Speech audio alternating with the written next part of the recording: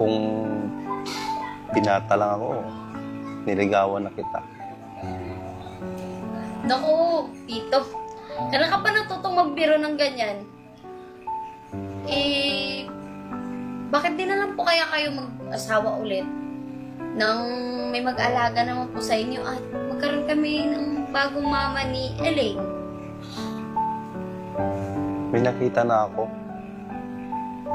Talaga po? Sino? Thank you kanina, ha? Thank you kasi pinagtanggol mo na naman ako sa mga bully natin na classmates. Sus, wala yun. Ikaw pa ba? Siyempre, di ba, yung mga magkakaibigan dapat nagtutulungan naman eh. Swerte ko talaga sa'yo. Sana hindi tayo mag-away kahit kailan, ha? Oo naman, no? Best friends tayo forever. Promise yan? Promise.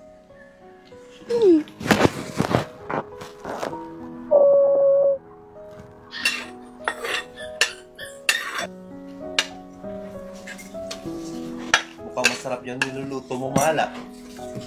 Mahal, di ba dapat alis ka na ngayon papuntang trabaho? Nako, Mahal. Nagpa-change kid ako sa amo ko kasi gusto ko naman maglaan ng oras para alagaan ko yung anak natin. Wow, napakaalaga mo talaga at sweet mo talaga, Mahal. Uy, sweet naman ng dalawa. Talaga.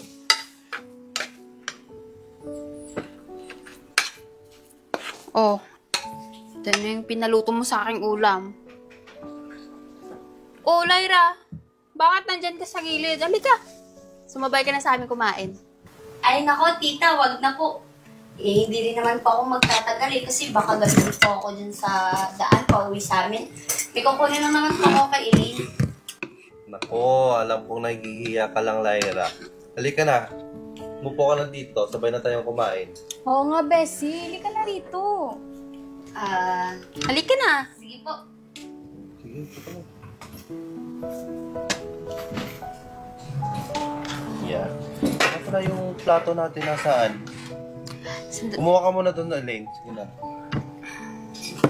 Salamat po Sa totoo po niyan, tita, kanina po ako natatakam sa luto niyo eh.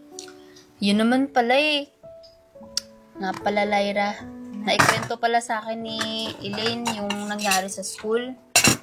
Pinagtanggol mo daw siya. Thank you Kasi kahit na wala kami ng papa niya sa tabi niya, doon ka para paglaban siya. Oo, wala po yun, tita. Nasanay na rin po siguro ako kasi ganun nga, wala akong mga magulang. Kailangan kong maging matatag at lumaban. Paano kung dito ka na lang kaya tumira? Tsaka malapit lang din naman yung school dito sa bahay namin eh. Talaga po? Pwede po ba? Oo naman. Welcome na welcome ka dito sa bahay. Saka pwede mo kaming ituring na second family mo. Di ba, Mahal? Oo naman. Para naman may kasama si Elaine tuwing sa trabaho kami ni Tita Morosi. Ayan, magkakasama na tayo araw-araw. Naku, maraming salamat po Sige na. Kain na. Ito, masarap to. Sarap ng luto mo, no? Tira? Sorry, disturbo kita. Tito? Gusto sana kitang gisingin kasi gusto kong papalipatin sana kita doon sa kwarto ni Elaine. Tito, napanaginipan ko po si mama at papa Nag-aaway po sila. Sinasaktan po ni papa si mama kaya nagulat po ako nang ginising niya ako kasi akala ko po sasaktan po ako ni papa. Ganun ba? Hayaan mo paparanas ko sa iyo ang pag-aalaga ng isang ama. Kasi naniniwala ko na pag may nawala, may papalit na bago. Tutulungan kitang mawala yung trauma mo. Salamat po, Tito,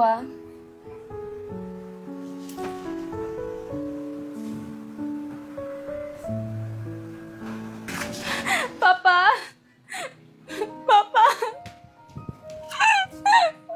ba't ka umiiyak? Elaine! Papa, sinasakyan ni Mama. Ano? Saan ang pa siya sinasakyan ni Mama, Papa? Nasagasaan? Wala na si Mama. Wala na si Mama.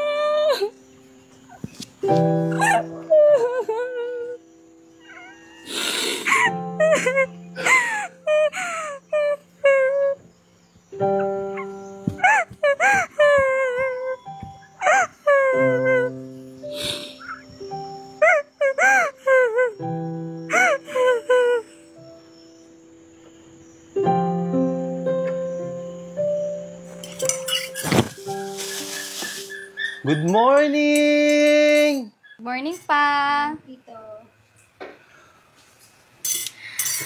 Aba, ang aga mo ah. Tsaka mukhang ganado ka pa. Alam ko yung mga ganyan mo pa. Siyempre naman, ganado talaga akong mabuhay para sa inyong dalawa. Thank you, Bes, ha? Dati, pinapalakas mo lang yung loob ko. Pero ngayon, pati yung loob ni Papa, pinagaan mo na rin. Sus, tama na nga yung drama. Ang aga pa. Kain na lang tayo. Ay, speaking of maaga, maaga pa pala yung pasok kaya hindi na ako makakakain. Muna na ako sa inyo, ha? Oh, Bes. sige. Bye pa. Mag-iingat ka. Ako nang bahala dito. Bye-bye. Ingat. Bye! Ay, siya nga pala, Tito. Yung gamit niyo po, naayos ko na. Naplansya ko na rin po yung uniform niyo. Ipagbabalot na lang po kita ng pang-lunch niyo. Salamat. Masarap ka rin naman magluto eh. Masikaso pa. Para kang si Tita Murutsi. Alam mo, pwedeng-pwede ka ng mag-asawa. Kung binata lang ako, niligawan na kita. Naku, Tito. Kailan ka pa natutong magbiro ng ganyan? Bakit di na lang po kaya kayo mag-asawa ulit? Nang may mag-alaga naman po sa inyo at magkaroon kami ng bagong mama ni Elaine. May nakita na ako. Talaga po? Sino?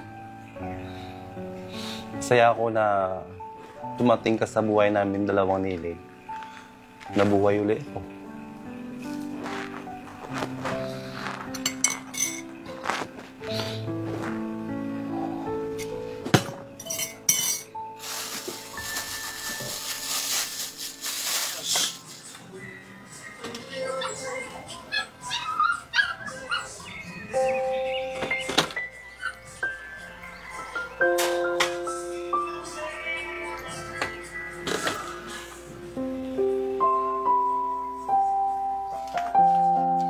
Tito, good afternoon po. Oh, Lyra. Napaga yata yung uwi mo. Ay, opo, Tito. Pinalitan ko po kasi yung yung schedule ko sa second sem kasi para po maaga ako dito. Tsaka makatulong po ako. Nakikita ko po kasi pagod din kayo galing trabaho eh. Alam mo, Ray, marami talaga kayong qualities ng Tita Murutsi. At yan yung qualities na hinahanap ko at gusto ko sa isang babae.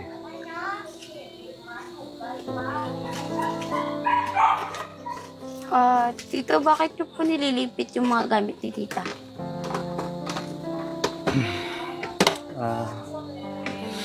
Kasi panahon na para mag-move on ako at para sa sarili ko. Nag-iba na rin kasi yung paningin ko sa mundo eh. Paningin ko sa buhay. At nag-iba na rin yung pagtingin ko sa'yo. Ho?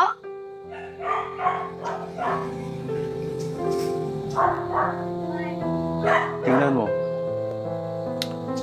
Tingnan mo yung sarili mo. Saka na kasing ganap na dalaga.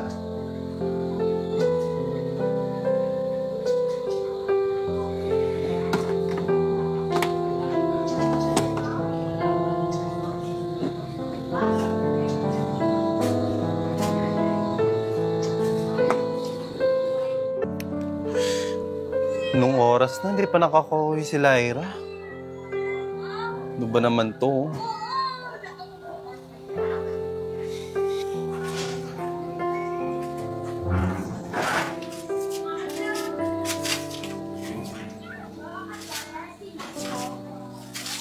Oh, Lyra. Bakit ngayon ka lang? Dapat kanina pa tayo na masyal eh. At sino yung kasama mo? Si Arky po, kaklase ko. Maganda nga po to. Sa katunayan nga po, gusto ko nga po sanang ligawan si Lyra. Kung okay lang po. Ano? Maliligaw ka sa kanya? Hindi pwede. Bakit naman po hindi pwede? Alam mo, malis ka na dito bago pa kita saktan. Buti nga po nagpapaalam pa ako sa inyo eh. Tsaka, di ba po, hindi naman po kayo yung tunay na ama ni Lyra? Bakit hindi po pwede? Kasi mahal ko siya. Mahal? As in, romantic feelings po sa kanya? Eh, parang anak niyo na po yan eh. Malis ka na dito. Baka ano pa yung magawa ko sa'yo.